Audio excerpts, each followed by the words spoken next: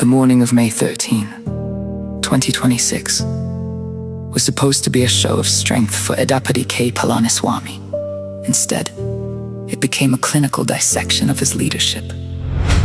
Inside the Tamil Nadu assembly, the air was thick with tension. EPS had issued a formal whip, commanding his 47 MLAs to reject the confidence motion. But as the names were called, the two leaves didn't just bend, they broke. 25 MLAs, led by his former lieutenants, stood up not to oppose, but to support the TVK government. For the first time in over 50 years of Dravidian history, the AIADMK split vertically on the floor of the House. On one side sat EPS with 22 loyalists, on the other, the rebel faction led by SP Velumani and CV Shanmugam.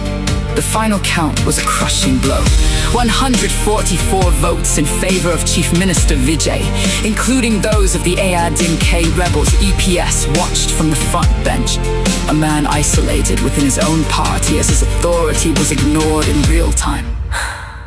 By 8 p.m. that evening, the political fallout turned into a full-scale war of letters.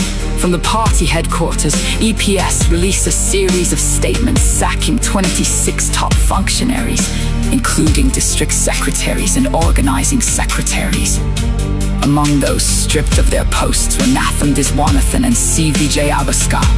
But the rebels weren't backing down. CV Shanmugam struck back, claiming EPS had lost the legal and moral right to lead, accusing him of trying to strike a survival deal with the DNK behind closed doors. The fight has now moved from the assembly floor to the speaker's desk.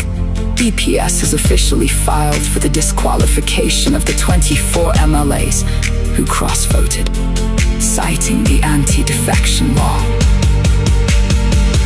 If the speaker rules against him, EPS will be left leading a minority faction of just 22 members.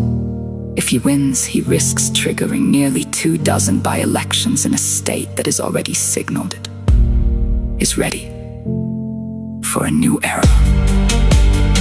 As of tonight, May 15, the AIADMK headquarters is a house divided. EPS remains the general secretary on paper, but in the halls of power, his grip has never been looser.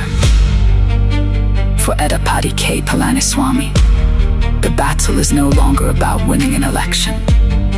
It is a desperate struggle to keep the two leaves from falling entirely.